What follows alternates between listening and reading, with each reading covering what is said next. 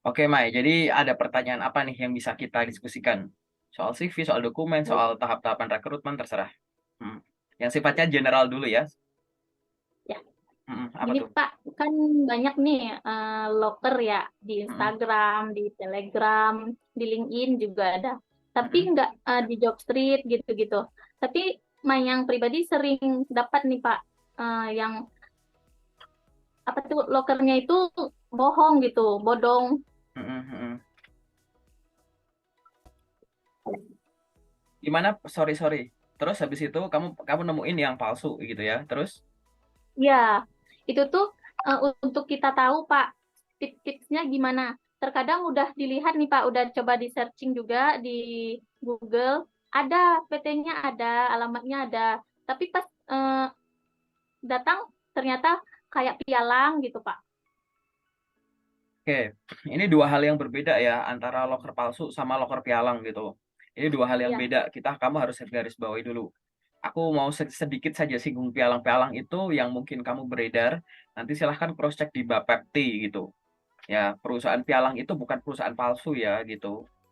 Gitu. Jadi perusahaan pialang itu ada yang legal, ada yang ilegal. Nah, yang legal ini yang asli. Yang ilegal ini yang tanda tanya. Nah, nanti kalau kamu ada loker pialang nanti dicek dulu ini loker yang legal atau yang ilegal gitu. Dan kamu juga nanti pelajari dulu bisnisnya. Kalau nggak sesuai nggak usah di-apply gitu. Cukup sampai di situ ya kita ngomongin soal pialang. Nah, sekarang kita masuk ke loker yang palsu gitu. Bahwa memang benar bahwa beda-beda platform gitu, itu loker palsunya tuh beda-beda tipe, beda-beda jenis gitu. Aku sampai hafal banget kayak gitu ya gitu.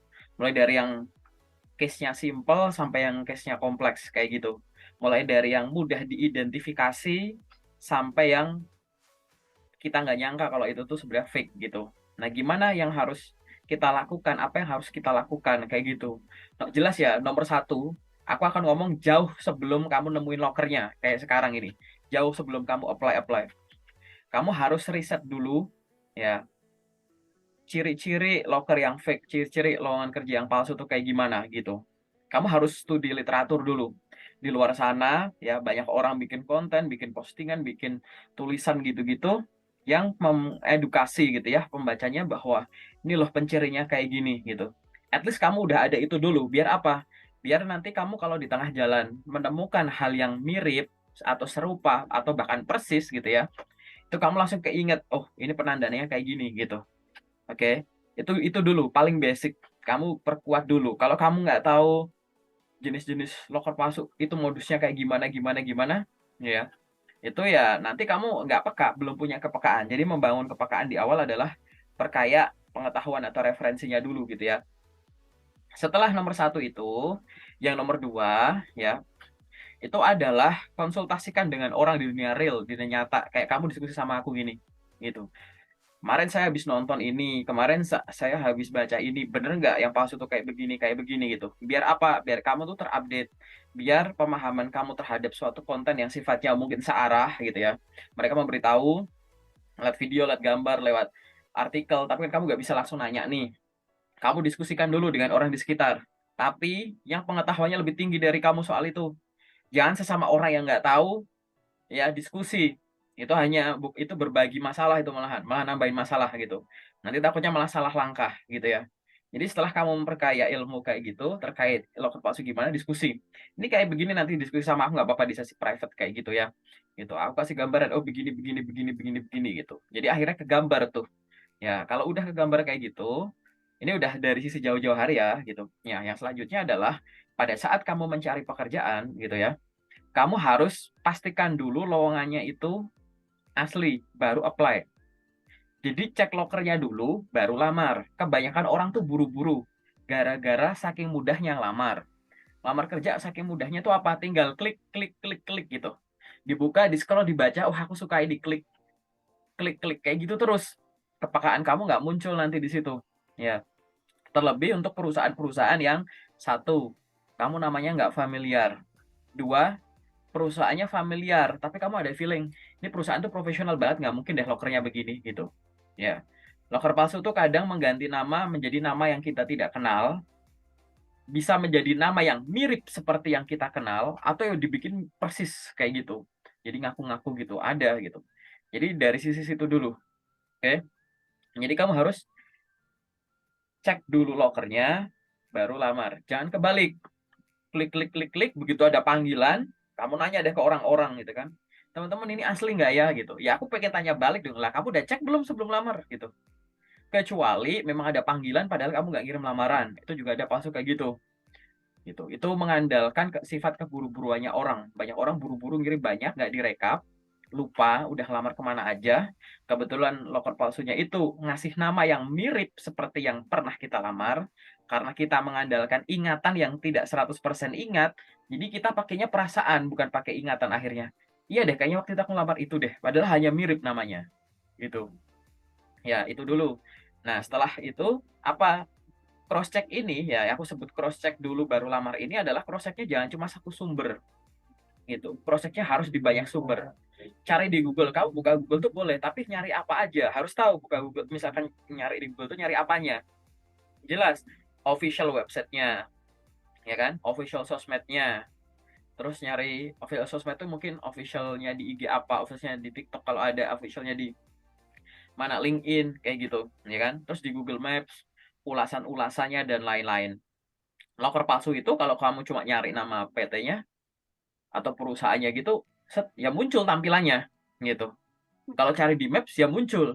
Tapi ternyata setelah di zoom ternyata itu tempat lain. Ada yang titiknya itu di tengah lapangan, ada titiknya di perempatan jalan gitu. Kamu mengandalkan cari di Maps, oh ini muncul.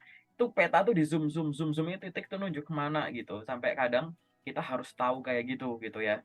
Jadi aku ulang lagi ya gitu, perbanyak literasi, diskusi hasil riset kamu itu dengan orang yang lebih tahu. Nomor 3, biasakan cross check loker daripada ngelamar duluan, jadi cross check loker baru lamar. Yang keempat adalah pada saat cross check itu gunakanlah banyak banyak apa banyak sumber gitu ya, biar kamu makin yakin. Emailnya get kontak ke sini sini sini sini gitu. Oke. Terus ya, dan yang terakhir adalah kalau masih nggak yakin nanya gitu. Itu adalah kalimat yang paling sering aku bilang ke teman-teman ya. Kalau nggak tahu nanya gitu. Daripada menyimpulkan sendiri dengan perasaan coba dulu, mana tahu, ah, gitu-gitu. Kita nggak boleh ya pakai dugaan-dugaan semacam itu gitu. Oke, gitu. Karena takutnya something bad yang happens gitu. Oke, itu dulu sih secara generalnya. Nanti aku ajarin di sesi detail gitu. Oke, tapi secara umum gitu dulu ya. Oke. Boleh bertanya lagi, Pak? Boleh. Ya memang harusnya tanya ya gitu. Apalagi yang bisa didiskusikan. Gini, kan ada tuh Pak, misalnya kita dapat loker, ada dua pilihan, ada pakai Gform, ada yang pakai email. Menurut Bapak, sebaiknya kita mengaplainya via apa ya? Terus juga satu lagi nih pertanyaannya berbeda. Untuk susunan berkas atau file lamaran, itu tuh sebaiknya susunannya seperti apa? Kalau misalnya diminta CV, apakah harus CV aja yang dikirimkan atau ada file-file yang lain yang mesti kita masukkan gitu, Pak? Oke, itu banyak ya pertanyaannya. Aku jawab satu-satu ya gitu. Kalau misalkan ada Baik. lowongan pekerjaan yang minta dikirimkan via email sama Gform, kita ngirimnya via apa? Ya jawabannya adalah gini dulu ya. Aku urutin. Nggak mungkin dalam suatu satu poster itu minta email plus Gform ya. Biasanya kan milih. Tapi mungkin bisa terpisah gitu. Jadi lokernya sama, ternyata di job portal ada, di LinkedIn ada, yang di sini ada gitu. Nah, mana yang mau kamu harus dikirim dulu? Jawabanku adalah ya yang kamu temukan duluan. Tapi kamu harus memastikan lagi ya bahwa yang kamu temukan ini valid dan masih berlaku atau nggak kedaluarsa lokernya gitu. Kirim. Nanti kalau tapi kalau di double gimana? Ya sebenarnya sih kalau double ya kirim-kirim aja ya, cuman kurang efektif gitu. Nanti kamu juga akan menemukan tuh ada loker, ada di LinkedIn, tapi misalkan ada di Jobstreet gitu, ke double gitu kan, atau ada di websitenya itu gimana gitu. Kalau saranku sih biasanya aku akan menyampaikan kirim aja salah satu, terus connect ke rekruternya di LinkedIn, kamu tanya gitu. Gitu. Jadi kamu sampaikan kronologisnya. Perkenalkan Bu, nama saya ini, perkenalkan Pak, nama saya ini, saya mohon informasi dan arahannya. Gitu. Beberapa waktu yang lalu saya menemukan informasi lowongan pekerjaan di PT ini sebagai ini. Namun informasi lowongan pekerjaan tadi muncul sebagai satu postingan di LinkedIn, 2 postingan di job portal ini. Kira-kira saya bisa ngelamar keduanya, milih salah satu, atau bagaimana ya Bu ya gitu. Gitu. Nanya aja kalau memang sempet gitu. Tapi saranku jadi ada orang yang nanya dulu baru ngelamar, baru apply. Ada yang apply dulu baru nanya gitu. Nah, kalau aku pribadi apply dulu baru nanya gitu. Gitu. Karena itu sebagai bentuk konfirmasi kamu juga gitu. Bisa dilanjutkan kalimat. Beberapa waktu yang lalu saya melamar pekerjaan untuk posisi ini di PT ini menggunakan atau via apa gitu. Namun saya juga menemukan loker yang serupa di sini gitu. Apakah saya harus mendouble gitu atau salah satu saja tidak apa-apa gitu. Atas konfirmasi dari pertanyaan saya ini saya ucapkan terima kasih misalkan kayak gitu. Itu dulu ya. Jadi digituin aja nggak apa-apa itu. Oke. Yang selanjutnya adalah terkait dengan susunan dokumen. Susunan dokumen itu ya kalau kamu ngirimnya lewat email gitu ya, jelas ya jadikan satu PDF aja yang terdiri dari banyak halaman. Nah, dokumen-dokumen yang dikirim apakah hanya CV saja? Kalau kita ngomongin via email gitu ya, atau ngirimkan dokumen secara umum, sebenarnya tuh kita jangan terpaku pada hanya CV aja gitu. Jadi kalau via email itu kan lebih longgar ya gitu kan. Kecuali lewat website perusahaan langsung kayak attach apa satu-satu gitu. Atau lewat Gform kadang atas ini di sini, atas ini di sini gitu. Jadi kalau memang arahannya itu detail di awal, kita kasih detail. Tapi kan kadang arahan nggak detail. Silahkan kirimkan CV ke sini, silahkan kirimkan CV dan berkas lengkap ke sini, silahkan kirimkan lamaran lengkap ke sini gitu. Nah, kalau itu ngarahinnya ke email, aku akan menyarankan ya jangan cuma ngirimin CV aja gitu. Lah kan dia mintanya CV aja Kak gitu. Ya balik lagi, kalau lowongannya tulisannya silahkan kirimkan CV ke sini, kamu ngirimin CV aja. Nanti kalau ada lowongan pekerjaan, iseng aja nyari di LinkedIn nanti ya, aku kasih contoh ya. Ada tulisannya silahkan kirimkan lamaran ke sini. Apa kamu cuma ngirim surat lamaran nggak ada CV-nya? Kan enggak gitu loh. Paham ya? Logikanya kan gitu ya gitu. Jadi itu dulu. Nah, pastikan dokumen yang dikirim itu memang yang sesuai dan relevan di awal gitu. Nggak usah ngasih dokumen pribadi kalau memang tidak diminta di awal. Gitu. Dokumen pribadi itu kayak KTP, KK, SIM, akta, BPJS, gitu-gitu, NPWP, gitu-gitu. Itu nggak diminta tuh di awal gitu. Kalau nyiapin udah punya file-file itu nggak masalah. Tapi itu kalau lewat email di awal, kalau nggak diminta nggak usah kirimin dokumen pribadi gitu. Itu sih. Ada yang belum kejawab nggak? Udah, Oh, udah udah. Pak. Oh ya udah, berarti ingatanku masih lumayan ya gitu. Oke, apalagi nih yang pengen kamu tanyakan? Mungkin masih bingung. Lagi, hmm, gini Pak, kan kayak saya nih, Mm-mm, saya lulusan perikanan mm-mm, Universitas Riau ya. mm-mm. Kalau saya mau ambil pekerjaan di bidang perikanan, maunya saya mau gitu. Tapi untuk loker yang tersedia, yang saya dapatkan sedikit gitu. Nah, menurut Bapak, apakah bisa gitu saya ngambil untuk posisi lain? Misalnya saya ingin terjun menjadi admin gitu atau GE gitu, Pak. Oke, ini sebenarnya pertanyaan ini simpel sih. Tinggal bahasaku tuh kamu harus mengapresiasi apa yang sudah kamu punya gitu dan kamu harus appreciate potensimu, kamu harus mengapresiasi setiap kesempatan yang ada gitu. Contoh misalkan gini, eh, kan yang kamu kan tetap masih boleh masak ya, kamu tetap boleh jualan makanan walaupun kamu bukan chef gitu loh, paham nggak? Kayak gitu. Nah, jadi kita lihat di situ. Nah, boleh nggak kalau misalkan aku yang jurusannya A lamar kerja di bidang B boleh gitu.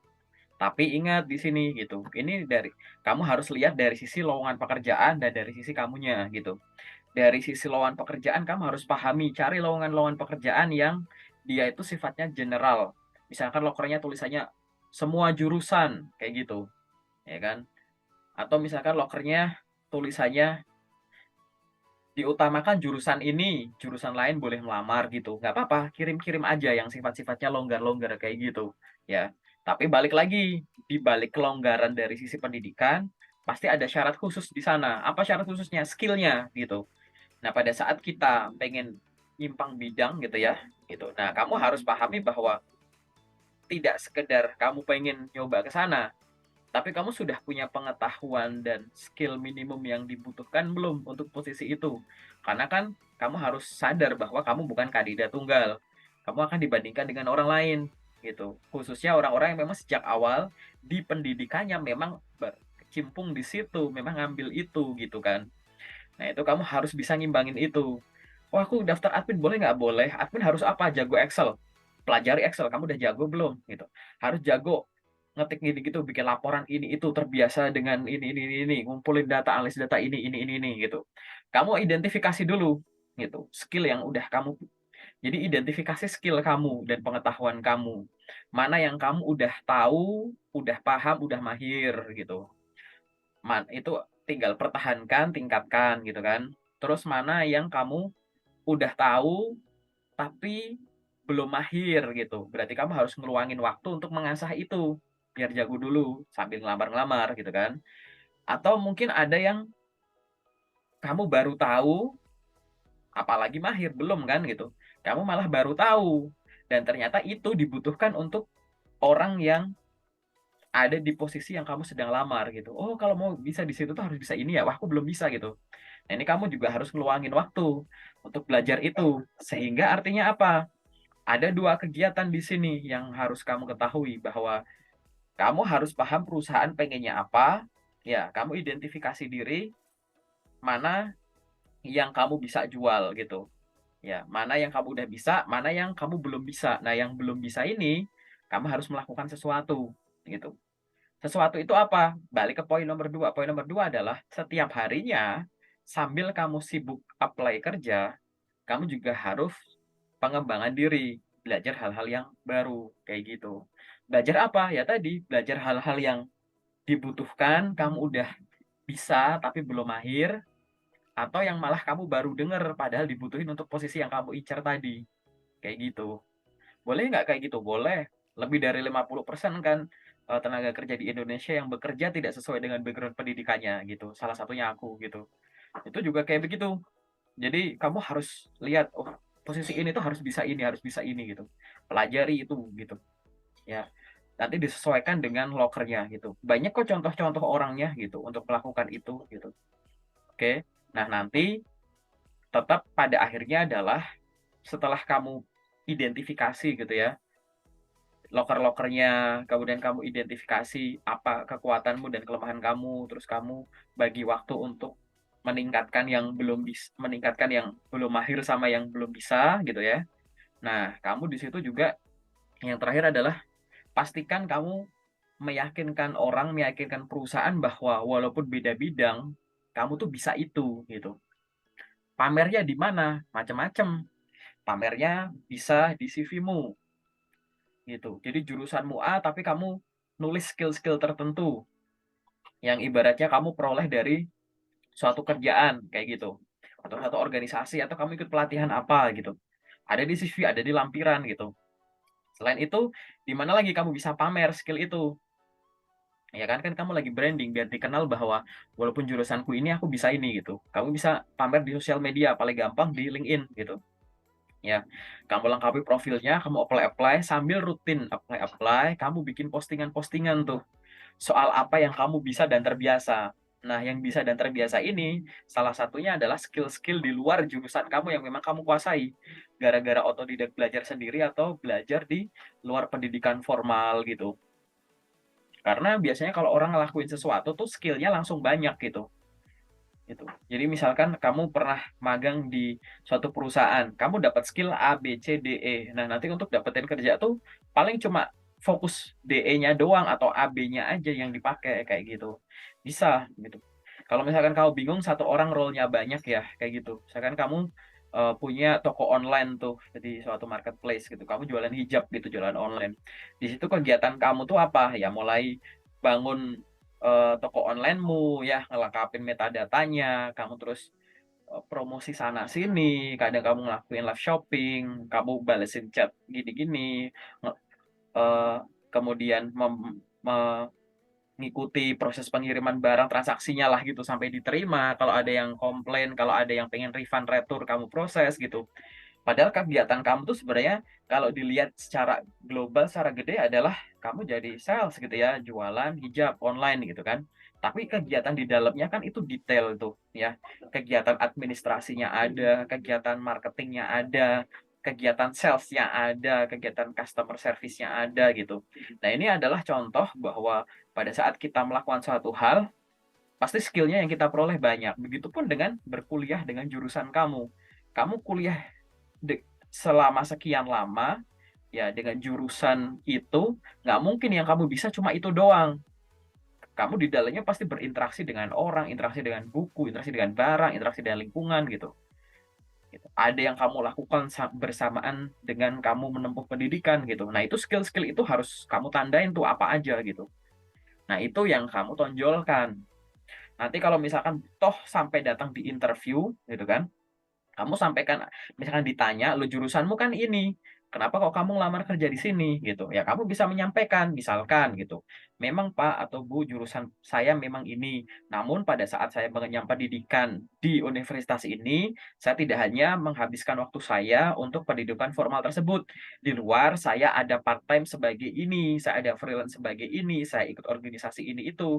Di mana dari 3 kegiatan tadi, itu saya melatih, mengasah sehingga saya menguasai skill A, B, C, D, E. Nah, akhirnya karena saya melakukannya secara rutin, selain saya menguasai jurusan saya juga menguasai ini, gitu.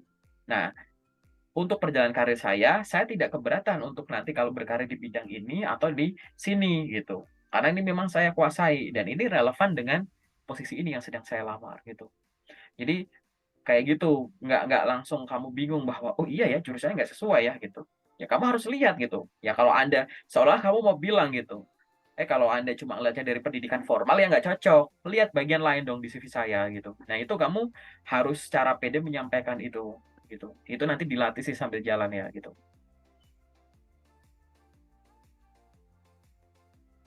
Tapi cukup jelas ya, ini aku sengaja ngomongnya aku coba runtutin, aku panjangin biar nanti kalau kamu dengerin ulang ulang belajarnya enak gitu. Oke. Apalagi yang sifatnya general yang kamu masih bingung lagi? Boleh nanya lagi ya Pak? Boleh. Gini, kan zaman sekarang nih banyak sih perusahaan yang emang eh, mencari orang yang mau bekerja itu di LinkedIn ya Pak. Mhm, betul. Tips-tipsnya dong Pak, biar LinkedIn kita bisa dilirik sama HRD gitu. Terus eh, ya apa nih yang harus kita lakuin gitu Pak? Ya, oke. Link ini tuh yang penting cuma 3 poin ya, secara general tuh cuma 3 hal. Pertama, bener cara bikinnya. 2, bener cara pakainya.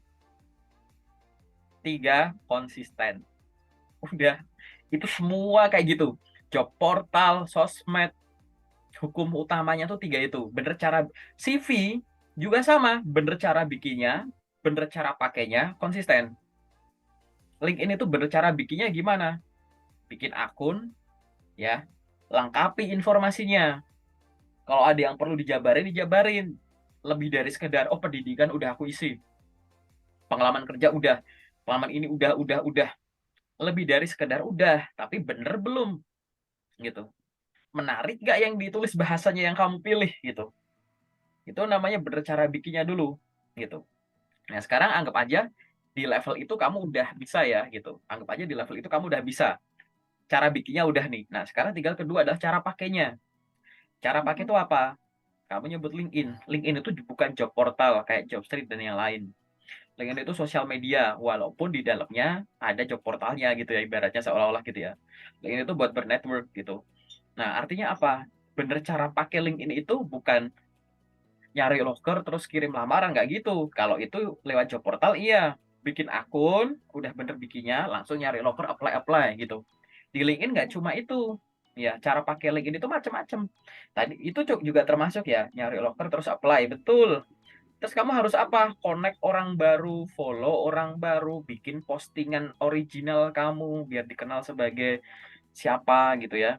Terus kunjungi, ikut sharing di forum-forum diskusi, berkomentar lebih dari sekedar amin, up, interested gitu-gitu. benar-benar kamu menyampaikan ini, nggak cuma sekedar share-share postingannya orang gitu-gitu. Oke, itu poin nomor 2. Jadi bercara bikin udah, kedua bercara pakai, dan yang ketiga konsisten gitu. Kalau perlu kamu tiap hari tuh gitu, harus tuh kayak gitu. Ya, buat apa? Ya tadi semua kegiatannya, connect, follow, komen, post, kemudian apply itu harus tiap hari gitu. Biar apa? Ya kamu pengen bangun ekosistemmu kan, kamu pengen membangun sesuatu di sekitar kamu, bukan bukan kamu masuk ke hutan gitu, tapi kamu pengen yang cocok buat kamu tuh dideketin, deketin, deketin, deketin gitu. Ya ini jadi network kamu kayak gitu. Jadi harus konsisten kayak gitu. Hanya itu saja sebenarnya, nggak ada cara yang lain gitu. Itu yang aku pakai buat LinkedIn dulu awal-awal sampai sekarang aku juga kayak gitu kayak gitu. Walaupun akunku udah besar, aku tetap ada job seeker, aku yang connect nggak masalah gitu. Jangan ikut-ikutin yang lain yang mentang-mentang udah terkenal terus nggak mau connect, di connect nggak mau ini, disapa nggak mau balas gitu-gitu. Jangan kayak gitu. Konsisten aja gitu. Nanti nyaman gitu, nyaman pakainya gitu. Nah, dari semua interaksi yang ada itu nanti akan memperbanyak kemungkinan yang tadi pekerjaan datang ke kamu gitu. Dan pekerjaan datang ke kamu lewat LinkedIn itu bisa pakai dua cara. Gara-gara kamu melamar, jadi kamu apply via LinkedIn, atau yang nomor dua, gara-gara ditawarin, kamu di DM. Kok bisa ditawarin? Karena kamu branding gitu. Kamu branding posting sana sini, kebetulan ada recruiter yang lihat postingan kamu, dibaca, oke, tertarik, kunjungi profilmu, oh pengalamannya gini, ternyata masih job seeker, wah kita butuh orang kayak gini, coba aku DM gitu-gitu. Nah, gitu. Kita nggak tahu next job itu yang cocok dengan kita tuh gara-gara ngelamar atau ditawarin gitu. Sehingga kayak gitu, dua-duanya ini harus diupayakan gitu, harus dicoba gitu. Oke,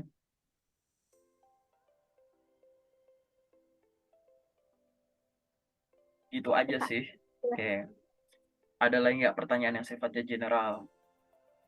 Hmm. Masalah interview boleh, Pak? Boleh? Interview agak panjang ya gitu, berarti mungkin satu pertanyaan aja nggak apa-apa. Ya, Gimana? gini, gini Pak. Eh, saya pribadi nih sering ikut interview, tapi emang sebatas interview gitu. Setelah itu nggak ada kejelasan gitu. Maksudnya nggak ada kabar lagi gitu.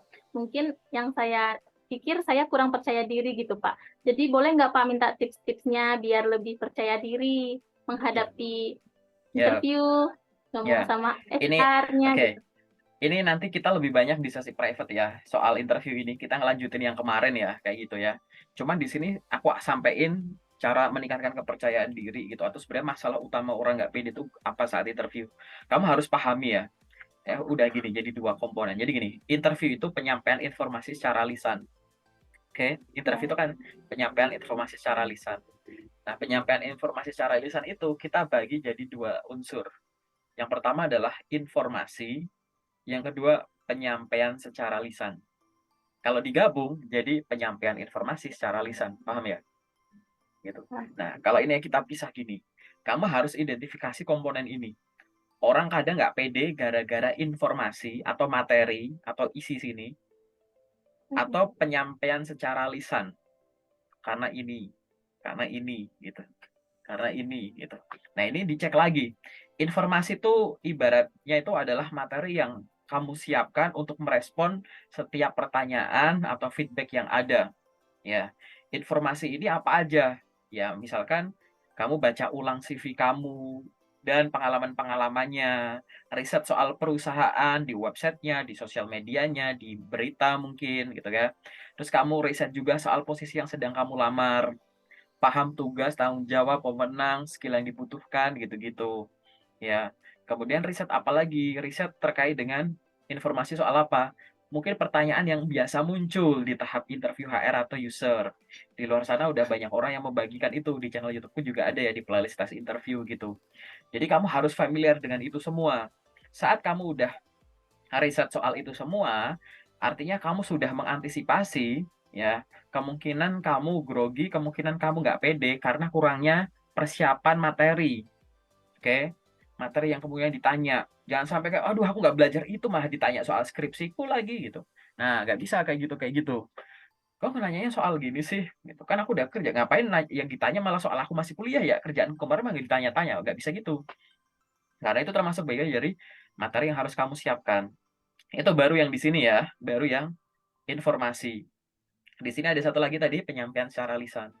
Penyampaian secara lisan ini lebih kayak peningkatan jam terbang untuk praktek. Kayak gitu. Nggak bisa kamu nonton konten, baca artikel, ya lihat orang ngasih tips gini gitu, tapi kamu nggak praktek ngomong. Nggak bisa. Karena mengingat mengingat interview itu lebih dari sekedar mengingat informasinya aja. Kalau informasinya cuma kamu baca ini ingat, tapi kalau prakteknya ini harus praktek gitu. Jadi kamu silahkan praktek sendiri bisa gitu kan, kemudian ngomong sendiri boleh, kadang sama temen, kadang sama siapa, sama aku gitu, nanti di sesi-sesi selanjutnya, Zoom selanjutnya boleh gitu. Itu harus praktek gitu. Biar apa? Biar kamu tahu bahwa gimana cara ngeresponnya, apa yang boleh disampaikan, apa yang nggak boleh disampaikan. Kalau aku nggak sengaja keceplosan salah gimana, gimana ekspresiku, gimana gesturku, gimana eye contactku gitu. Jadi penyampaian secara lisan ini lebih kayak ke teknik komunikasi, baik verbal maupun non verbalnya gitu. Nanti kamu boleh browsing tuh unsur komunikasi verbal, unsur komunikasi non verbal gitu. Itu yang harus kamu kuasai. Nah, pada saat dua hal ini itu sudah kamu ya optimalkan identifikasi, nah di sini kita udah meminimalisasi kemungkinan kamu nggak pede gara-gara kurangnya persiapan materi atau kekurang biasanya kamu untuk ngomong kurang praktek ini gitu. Nah, kalau memang dua hal ini udah dilakukan, tapi kamu masih ada grogi, ada lain-lain, nah itu nanti di sesi detail aja gitu. Nanti ada faktor-faktor lain juga mungkin yang mungkin harus di-sharing-in lagi kendalanya apa gitu. Tapi kebanyakan rata-rata cuma dua hal ini kok sebenarnya. Ada orang yang kemampuan komunikasinya bagus, tapi materinya kurang. Nah, biasanya gagalnya tuh kayak, "Ah, aku interview perasaan aku lancar-lancar aja loh," gitu. "Tapi kok nggak lolos mulu ya?" Begitu aku cek, ternyata materinya kurang, dia kurang dalam, kurang luas. Tapi dia kurang saking karena kemampuan komunikasinya bagus, dia enjoy saat interview. Sampai dia nggak sadar kalau materinya itu kurang, kurang dalam, kurang luas, ditanya apa, jawabnya apa gitu, terlalu general gitu. Atau sebaliknya, materinya banyak, materinya kuat, tapi dia kurang praktek. Biasanya tuh, ngeluhnya tuh, "Duh, aku tuh tahu loh tadi harus jawab gimana, mau ngomong kok belibet ya?" Gitu-gitu. Nah, itu karena mulut dia nggak bisa mengikuti kecepatan ini, gitu. "Aku tahu loh, aku tuh tahu maksudnya, cuma gimana ya ngomongnya?" Gitu-gitu. Itu artinya ya tadi, ya dari dari sisi biasanya gitu ya, dari sisi informasi dia udah kuat, tapi kurang dari prakteknya gitu. Paling kalau dua-duanya masih kurang gitu. Ya, balik lagi, nanti kita harus sadari bahwa gagal di tahapan ini bukan berarti kitanya jelek. Balik lagi, kita kan pasti akan dibandingkan dengan kandidat lain, ya kan. Sudah mengoptimalkan belajar materi dan belajar praktek, juga nggak serta-merta kamu langsung dapat, dream job-mu gitu, ya kan. Ya, tapi yang penting apa, sudah ada improvement di kamunya.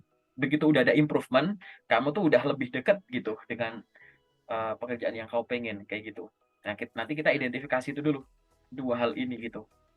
Oke, itu aja sih secara general dari sisi interview itu. Cukup jelas ya? Paham ya? Oke. Oke.